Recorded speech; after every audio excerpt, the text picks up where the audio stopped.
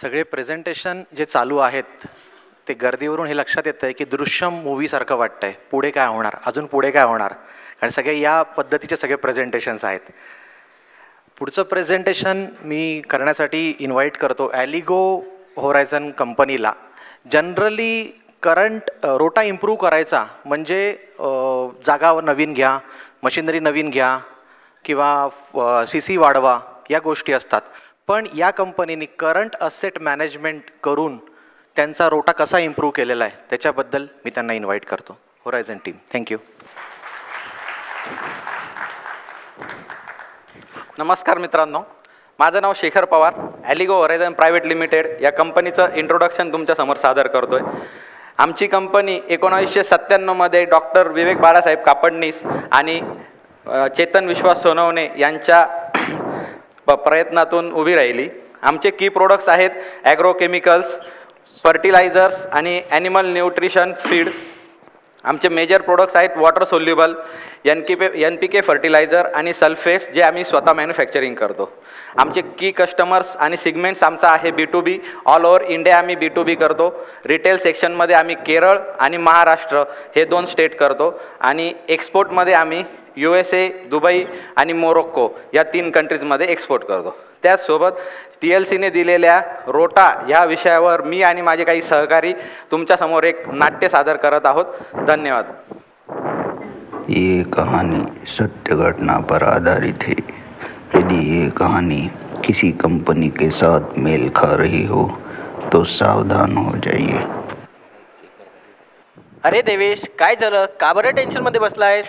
अरे यार, महिन्याचा ना पहिला आठवडा निघून गेला पण अजूनपर्यंत पेमेंट झालेलं नाही. EMI आहे, गाडीचे हप्ते आहेत, SIP पे करायचे आहेत. कसं होणार आहे मला तर यार काही कळतच नाही आहे रे. तुला काही माहिती आहे का पेमेंटबद्दल? खुश है जमाना, आज पहिली तारीख है. मला वाटतंय आज पेमेंट होणार आहे. अरे यार, वाटतंय काय? असं तर रोजच वाटतंय, पेमेंट तर होत नाहीये. अरे देवेश, तू तर ना नेहमी निगेटिव्ह विचार करत असतोस. विचार आले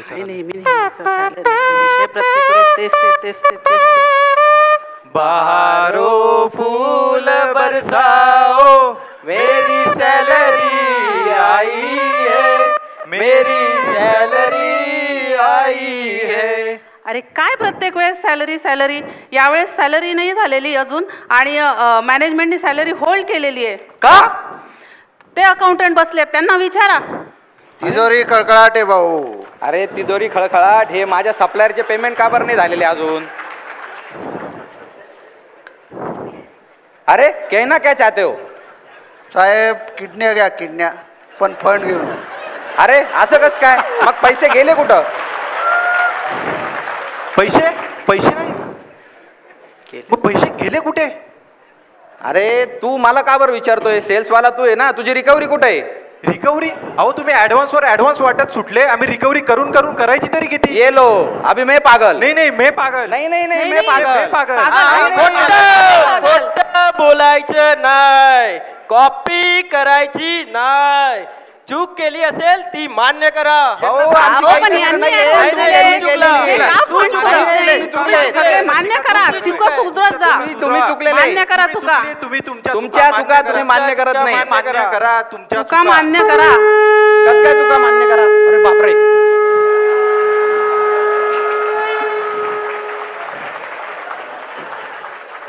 अरे का भांडताय तुम्ही? हा काय सेल्सवाला, याला विचारा का भांडतोय आम्ही?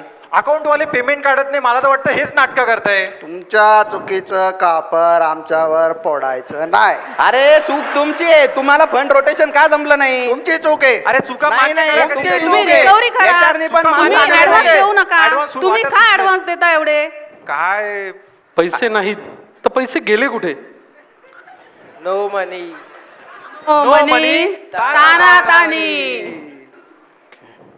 ठीक आहे, मग आता आपण यावर मार्ग काढूयात. तुमचे ॲडव्हान्स टू क्रेडिटर्स आहेत जे ओव्हरसीज आहेत. परत तुम्ही ओव्हरड्यू जे ते डेबिट डेटर्स आहेत, काही स्टॉक्स करून ठेवलेत. ठीक आहे, एवढा जर तुम्ही स्टॉक करून ठेवलाय तर मग तुमचे फंड ब्लॉक्स असणारच आणि हीच परिस्थिती ओढवणार ना. अरे बापरे, आता काय करायचं? देवा, आता तुम्हीच काहीतरी मार्ग दाखवा. मी तुम्हाला मार्ग दाखवू शकतो, परंतु तुमची लढाई ही तुम्हाला तुमचीच करायला लागेल. लढायचंय कटप्पा समावेशन फूक दो.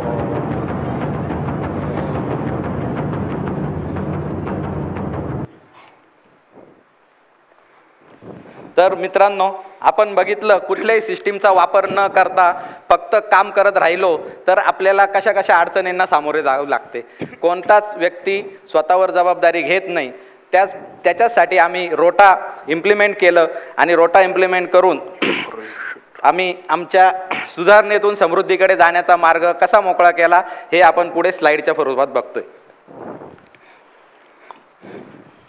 नमस्कार, मी अश्विनी, HR डिपार्टमेंट. आणि हीच इफिशियन्सी वाढवण्यासाठी आम्ही कंपनीचे काही गोल डिसाईड केले, काही ऑब्जेक्टिव्ह ठरवले आणि हे गोल ऑब्जेक्टिव्ह कंप्लीट करण्यासाठी काही ॲक्टिव्हिटीज ठरवल्या. त्यामध्ये प्रोडक्ट कॅटेगरायझेशन केलं, प्रोडक्ट व्हॉल्यूम वाईज आणि प्रॉफिटेबिलिटी वाईज कसं आपल्याला बायफर्केट करता येईल. त्यानंतर काही क्रॉस डिपार्टमेंट फंक्शनिंग चालू केले, ज्यामुळे आम्हाला वेगवेगळ्या डिपार्टमेंटचे प्रॉब्लेम्स कळायला मदत झाली. आणि या सगळ्यांचा विचार करता करता ही सिस्टीम मॉनिटरिंग कशी करायची त्यासाठी आम्ही काही सिस्टीम्स ड्रॉ केल्या. तसेच HR डिपार्टमेंट अंतर्गत काही आम्ही KRA डिसाईड केले आणि याच KRAचं लिंकिंग जे रेशोज आहे त्यासोबत केले. ट्रेनिंग आणि डेव्हलपमेंटवर भर दिला. त्यामुळे आम्हाला डिपार्टमेंटमधल्या व्यक्तींना काय काय ट्रेनिंग पाहिजे हे फाईंड करता आले. आणि या सगळ्यांचा विचार करता करता याच गोष्टींमुळे आमची मॅन पॉवर इफिशियन्सी वाढवायला मदत झाली. नमस्कार, मी देवेश, सेल्स अँड मार्केटिंग या कृती आम्ही करताना आम्ही काही कन्सेप्ट त्यामध्ये राबवल्या. त्यामध्ये आमची फर्स्ट कन्सेप्ट होती प्रोडक्ट बडीमध्ये आम्ही इंडिव्हिज्युअल प्रोडक्टचा कसा प्रकारे आपल्याला सेल वाढवता येईल यावर आम्ही जास्तीत जास्त प्रमाणात भर दिली. त्याचबरोबर जो आम्ही सेल नेहमीच करत होतो त्यामध्ये जे आमचे काही डेटर्स डे होते ते आम्ही कमी करण्याचा प्रयत्न केला. ते कमी केल्यामुळे आमचे रोटेशन हे जास्तीत जास्त वेळेस फिरले. तसेच जे काही आमच्या इथे मार्केटिंग कंडिशन्समुळे जे काही प्रोडक्ट आपल्या इथे नॉन मुव्हिंगला पडलेले होते ते प्रोडक्ट आम्ही हॉट प्रोडक्टच्या माध्यमातून डिजिटल प्लॅटफॉर्मचा यूज करून ते प्रोडक्ट आम्ही लोकांपर्यंत मांडले व तो स्टॉक आम्ही मूव्ह करायचा प्रयत्न केला. धन्यवाद. परचेसच्या माध्यमातून आम्ही मॅन्युफॅक्चरर बरोबर कोलॅबरेशन्स केले, ज्याचा फायदा आम्हाला असा झाला की आम्हाला आमच्या इथे इन्व्हेंटरी आणावी लागली नाही. डायरेक्ट डिस्पॅचेस आम्ही त्या मॅन्युफॅक्चरच्या इथूनच करू शकलो, ज्याचा फायदा आम्हाला असा झाला की आम्ही ट्रान्सपोर्टेशन कॉस्ट वाचवू शकलो, आमची लेबर कॉस्ट वाचवू शकलो, त्याच्यानंतर आमचे गोडाऊन चार्जेस जे होते ते आम्ही वाचवू शकलो. त्याच्यामुळे आमचा लीड टाईम जो होता तो आमचा रिड्यूस झाला आणि आम्हाला जी इन्व्हेंटरी साचवून ठेवायला लागत होती त्याच्यासाठी आम्हाला मदत झाली. त्याच्यासोबत जे आम्ही डायरेक्ट डिस्पॅचेस वगैरे केले त्याच्यात जी आमची जागा वाचली त्याच्यात आम्ही आमचे स्वतःचे मॅन्युफॅक्चरिंग चालू केलं आणि जे काही लेबर आमचे वाचले त्याच लेबरच्या मदतीने आम्ही मॅन्युफॅक्चरिंगचे प्रोडक्ट्स उपलब्ध केले. तर मॅन्युफॅक्चरिंगच्या प्रोडक्ट्समध्ये आम्हाला फायदा असा झाला की काही प्रोडक्ट्स आम्ही दुसऱ्यांकडनं घेऊन विकत होतो, त्याला लिमिटेशन्स येत होते आणि मॅन्युफॅक्चरिंग चालू केल्यामुळे आम्ही आमचे प्रोडक्ट कस्टमाइज करायला लागलो, ज्याचा आम्हाला फायदा असा झाला की आमचे कस्टमर बेस वाढला, आमची प्रोडक्ट रेंज वाढली आणि सेल्स वाढला आणि आमचं रोटेशन फिरल्यानंतर आम्हाला त्या गोष्टीचा फायदा झाला. नमस्कार, मी कन्हैया निकम, अकाउंट डिपार्टमेंट. 29 कोटीवरून आमचा सेल 48 कोटी झाला आणि 48 कोटीवरून 51 पर्यंत येत आम्ही गिवअप देऊन टाकलं. म्हणजे आपली काही 50च्या वरती जायची नाही. तर एवढं करून आमचा सेल आज 78 कोटी. या सगळ्या गोष्टींची इम्प्लिमेंट करून हे 78 कोटी करत असताना आम्ही जे फंड रोटेशन आहे म्हणजे की आपलं लोन जे CC लोन आम्ही वापरत होतो ते 48 कोटीला आम्ही 6.5 CR वापरलं, 51 कोटीला सेम वापरलं आणि तुम्हाला सांगायला आनंद होतो की करंट ॲसेट वापरून सेम CCमध्ये आम्ही जवळजवळ 78.16 कोटीचा टर्नओव्हर सेम याच्यात केला. आणि पुढच्या वर्षाचं आमचं टार्गेट आहे 151 कोटी. म्हणजे आम्ही आमचं फंड रोटेशन पुढच्या वर्षाचं टार्गेट आहे आमचं फंड रोटेशनचं 14 टाइम्स. म्हणजे आम्ही 151 कोटी करताना फक्त 10.5 CR CC लोन घेतो आहे. त्याच्यानंतर जे आपण इम्प्रूव्हमेंट्स केले, जे काही आम्ही रेशो ॲनालिसिस केले, डेटर्स, क्रेडिटर, स्टॉक या सर्वांचे ट्रेंड आम्ही काही अभ्यास केलेले आहेत. ते ट्रेंडवरील इकडं दिलेलेच आहेत आम्ही ट्रेंड. तर डेटर्सचा रेशो वाढायला पाहिजे तर आम्ही तो भरपूर प्रमाणात वाढवला. त्याच्यानंतर हा टर्नओव्हर आम्ही सेम एम्प्लॉईमध्ये केला.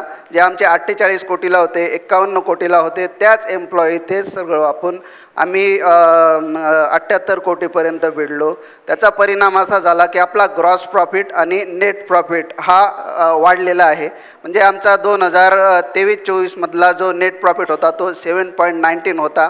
तोच आमचा नेट प्रॉफिट 2024-25 मध्ये 8.20 झाला. म्हणजे जवळजवळ हे सिस्टीम्स वापरून आम्ही 1% नेट प्रॉफिट आमचा वाढवलेला आहे.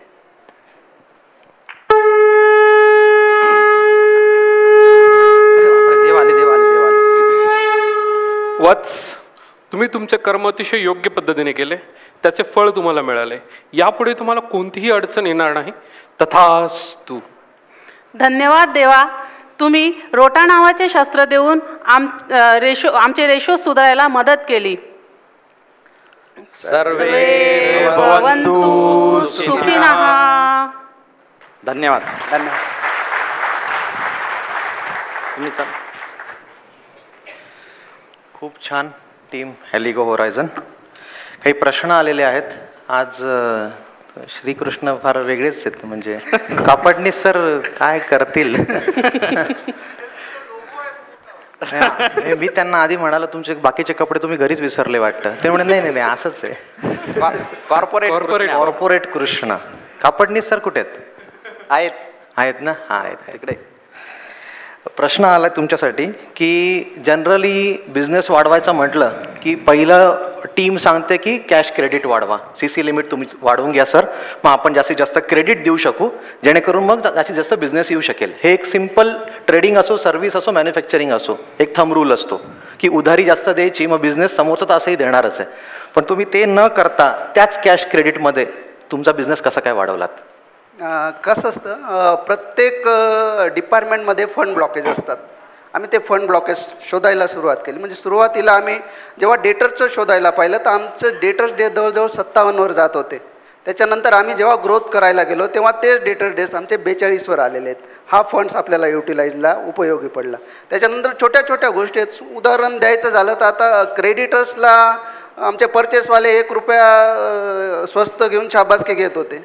तेच आम्ही थोडे इम्प्लिमेंट करून ₹1 महाग घेऊन 90 दिवस क्रेडिटवर जर घेतलं तर तिथं आपली ₹2 बचत होत होती. म्हणजे एवढी जर बचत होत असेल तर आपल्याला नवीन CCची गरजच नसते. Okay, thank you. याच्यात तुम्ही अजून एक प्रश्न आला आहे की KRAचा कसं काय उपयोग केला रोटा इम्प्रूव्ह करण्यासाठी?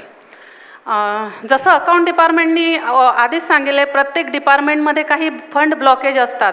आम्ही फंड ब्लॉकेजमध्ये जे रेशोज त्यांनी आम्हाला फाइंड करून दिले त्याची मदत आम्ही KRAमध्ये केली. जसं एक्झाम्पल घेतलं तर सेल्स आणि मार्केटिंग डिपार्टमेंटमध्ये रिकव्हरी रेशो घेऊन तो आम्ही त्यांना KRA डिफाईन करून दिला. परचेस डिपार्टमेंटमध्ये जे ते ॲडव्हान्सवरचे श्रेय घ्यायचे तेच आम्ही त्यांना सांगितलं की जे क्रेडिटर्स आहेत त्यांचे डेज वाढवा म्हणजे आपल्याला तो फंड रोटेट करता येईल आणि तो रेशो जो आहे तो आम्ही त्यांना KRA म्हणून दिला. आणि स्टोअर डिपार्टमेंटमध्ये जसं नॉन मुव्हिंग स्टॉक आहे, जो स्टॉक डम करून ठेवलेला आहे तो कमी करण्यासाठी आम्ही त्यांना रेशो दिला आणि हे सगळे रेशो जे आम्ही काढले ते KRA सोबत लिंकेज करून तसे आमच्या एम्प्लॉईची इफिशियन्सी वाढवायला मदत करता आली. ओके. एक आत्ता जस्ट आलाय प्रश्न, डायरेक्ट डिस्पॅच. हे तुम्ही मगाशी प्रेझेंटेशनमध्ये डायरेक्ट डिस्पॅच म्हणजे काय? डायरेक्ट डिस्पॅच म्हणजे आम्ही जे आमच्या मॅन्युफॅक्चररबरोबर कोलॅबरेशन केलं होतं त्याचा फायदा आम्हाला असा झाला की आम्हाला ॲडव्हान्स देण्याची गरज नाही पडली. मॅन्युफॅक्चररचं जे पूर्ण मॅन्युफॅक्चरिंग त्याची कॅपॅसिटी होती ती आम्ही बुक करून घेतली थोड्या पैशांमध्ये. आणि डायरेक्ट डिस्पॅचचा अर्थ असा आहे की आमच्याकडे आम्ही इन्व्हेंटरी आणली नाही, ती आमच्याकडे येण्यात जो वेळ लागत होता, ट्रान्सपोर्टेशन कॉस्ट, लेबर कॉस्ट जी आम्हाला लागत होती ती आम्ही बायपास केली. डायरेक्ट मॅन्युफॅक्चरकडनं आम्ही आमच्या बायर्सपर्यंत मटेरियल पोहोचवलं. त्याच्यात आमच्या ह्या सगळ्या तिन्ही पण गोष्टी वाचल्या. आणि जे काही आम्हाला गोडाऊन्स वगैरे लागत होते त्याच्यासाठी स्टॉक इन्व्हेंटरी सगळं हे करण्यासाठी ते आमचं वाचलं. मग जो पैसा त्याच्यात वाचला तोच आम्ही परत रोटेशन करून आमचे परत सप्लायर्स वाढवण्यासाठी कोलॅबरेशन्स करण्यासाठी मदत झाली. Okay, thank you sir. Thanks a lot team हेलिगो.